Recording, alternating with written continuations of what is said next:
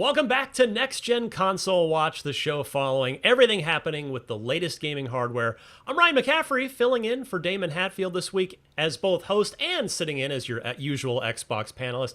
And I'm joined this week by Jada Griffin from Beyond, IGN's weekly PlayStation podcast. Jada, how are you?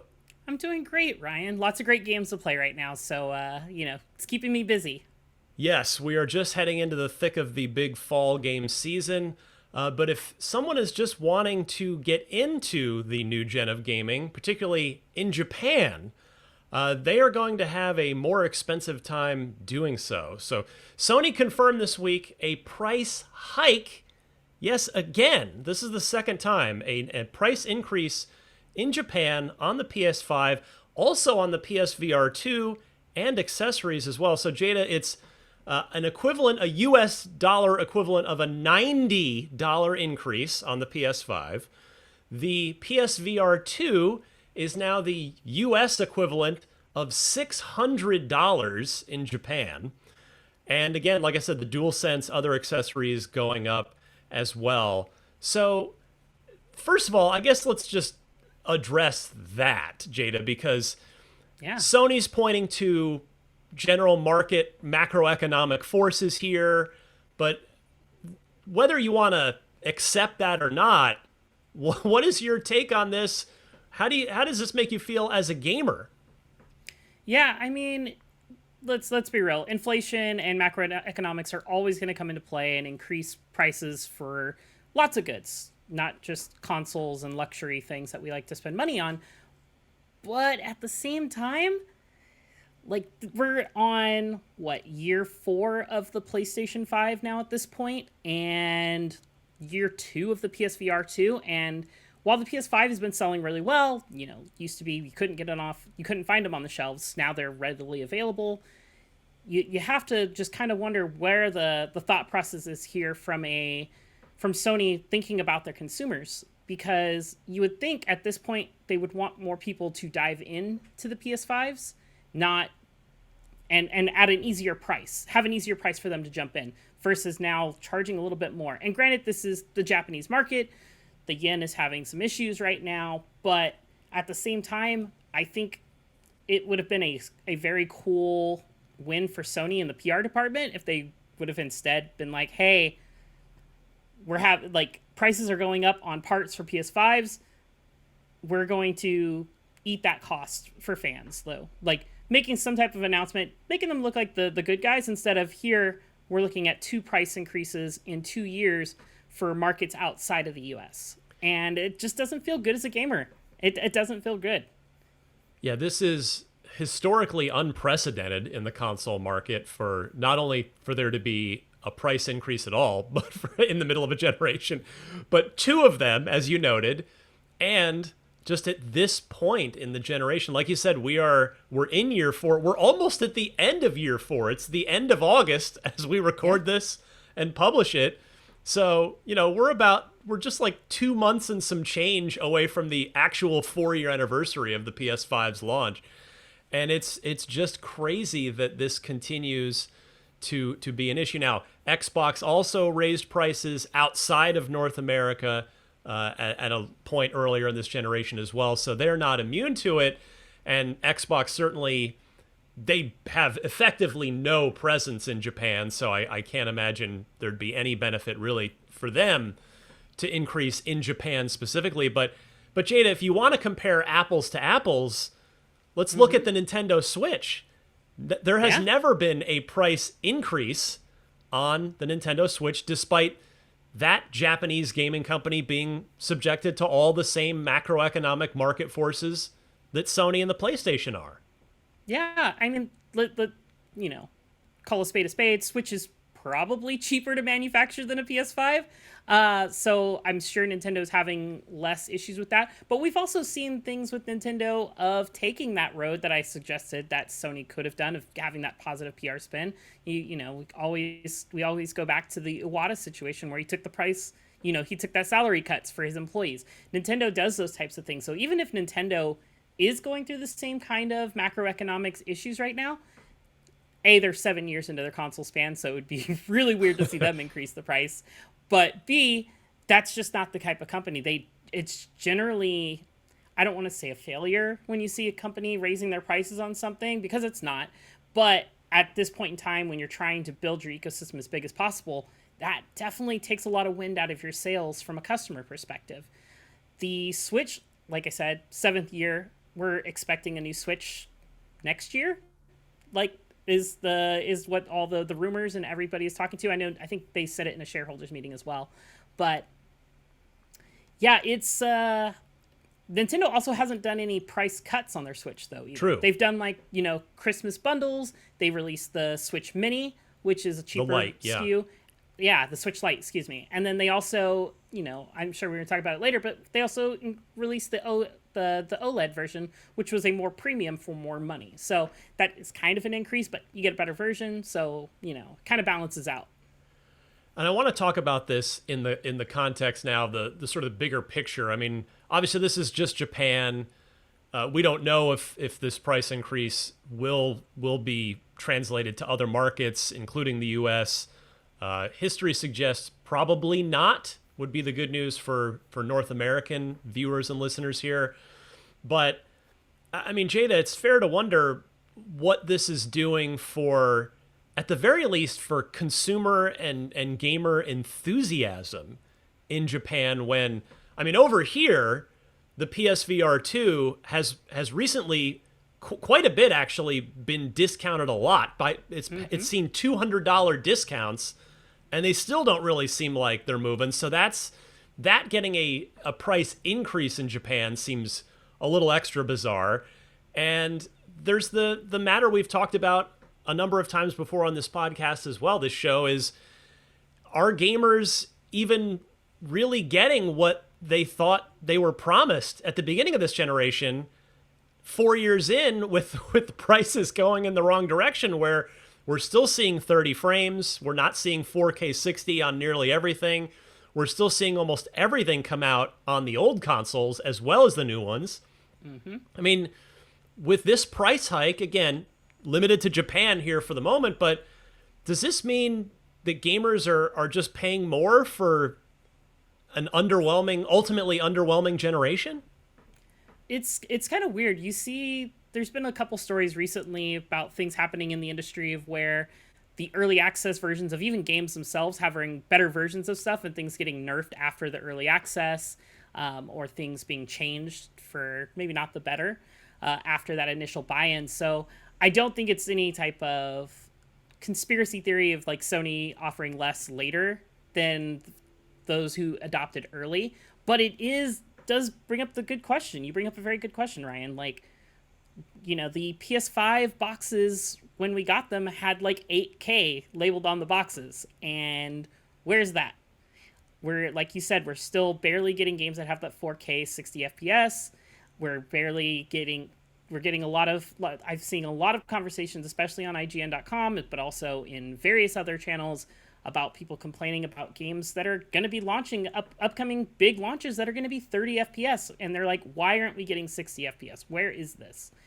And I don't know what the right answer is for that. Like, development is hard. Game development is not an easy thing.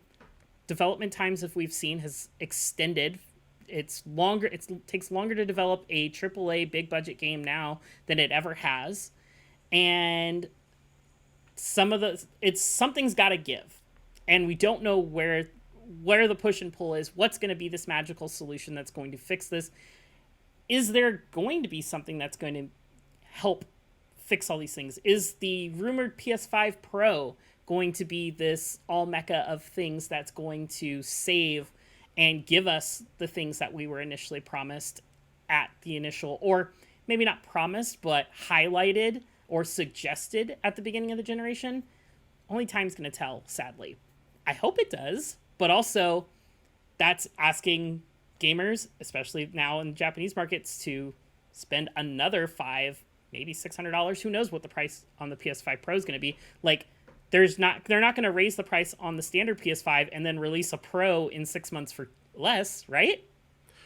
Well, that's exactly where I wanted to go to finish this conversation of what Japan it's not our market, but it's a hugely important market in the global sense, and it's Sony's home market. It's a massively important market in the global video game industry.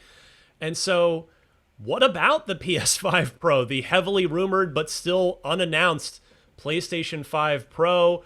If it's going to happen this year, as all rumors have pointed to, it's going to have to happen soon, as we're at the very end of August. Now, having been in this line of work, games media, for over 20 years, this is the kind of thing where I would expect Sony to announce it and either release it very soon after or release it immediately when they announce it. Kind of like what Apple does with iPhones now, where it's like they announce it and then a week or maybe two later, it's out.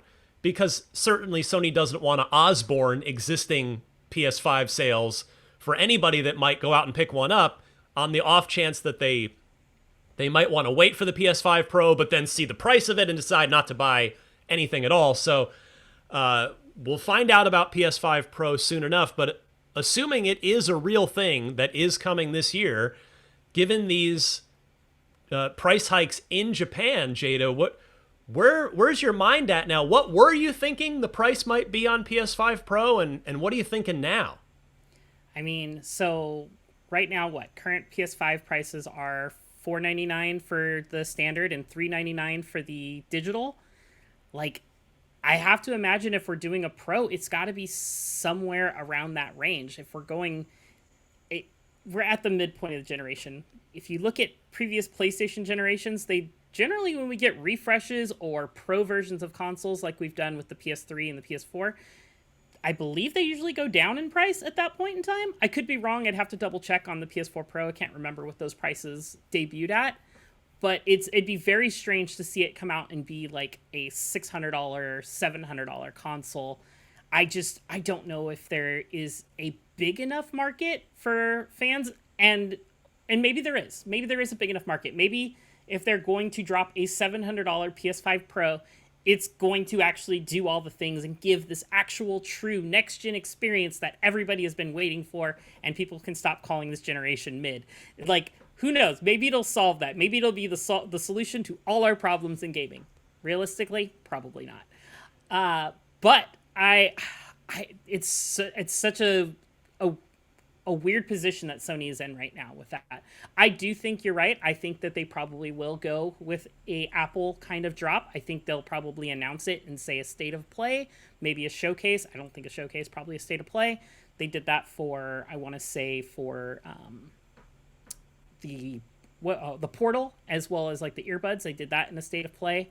So I imagine they might do that again for a console, and then probably open up pre-orders like later that day or 2 days later, and then drop the console in a month. I could see that happening. Yeah, I also wonder if they might handle the first wave of orders and pre-orders the same way that they did with PSVR 2 to manage the stock a little bit better and only take them through PlayStation.com.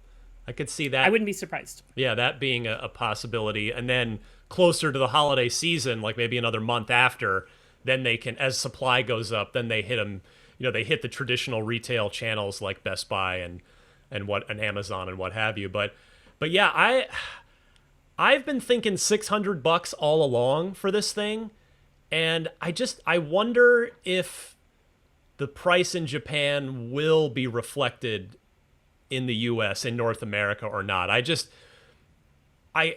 could see $650. I just don't think there's any way we see a $700 PlayStation 5 Pro in the US. That seems like a bridge way, way, way too far. But $650 might be in play.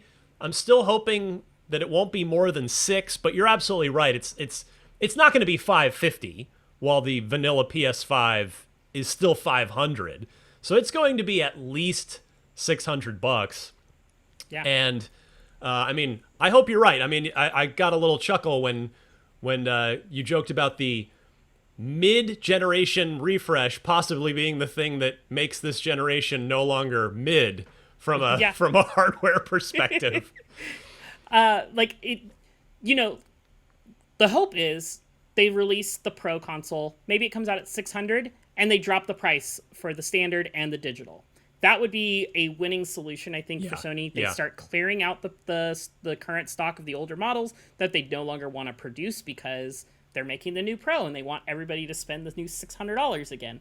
And so they reduce the price on the standard and digital to just drop them off $100 each. That's enough to get a bunch more players in the door, even if they're not getting the best of the best. Some people are still just waiting on a PS5 because $500 is still a lot of money. Yes, it is for a console. Yeah, and you are correct. The PS4 Pro debuted at $399 at $400, and the vanilla PS4 did get a price drop that same time. I don't remember if it was. I don't think it was $350. I think it must have been. It must have been $3, because I think there was more than a $50 gap between them at the time. But yeah, I sure hope you're right, and I think there's a lot of sense in what you're saying about PS5 Pro hits for $6, and then hopefully we get at least a $50 price cut, if not $100 on the regular PS5, both the digital version and the Blu-ray drive version. But it's going to be an interesting next couple months in the hardware space for Sony here as we learn exactly what they're planning and when it's going to hit and how much it's going to cost, and like you said, Jada, what specifically it's going to offer from a technical perspective that's really tangible to gamers. It's, are we going to get better frame rates in every PlayStation game? Is it going to be more of a, well, you get ray tracing and everything now, which is a little less obvious? We shall see. Sony has, I think, quite a challenge here to really literally show people why they should spend so much money on a PS5 Pro. All right, last week's poll question on Next Gen Console Watch was, what's your favorite modern console generation? And it was pretty close, I have to say.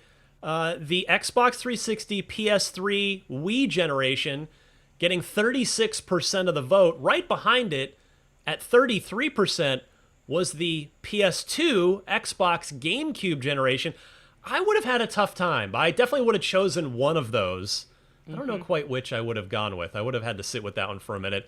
21.5% of voters voted for this generation, the PS5, Series X, Switch generation, and just 9% of voters going with the PS4, Xbox One, Wii U generation, which is kind of surprising because Sony had a mega generation with PS4, but a lot of nostalgia out there, and I'm right there with you, my friends.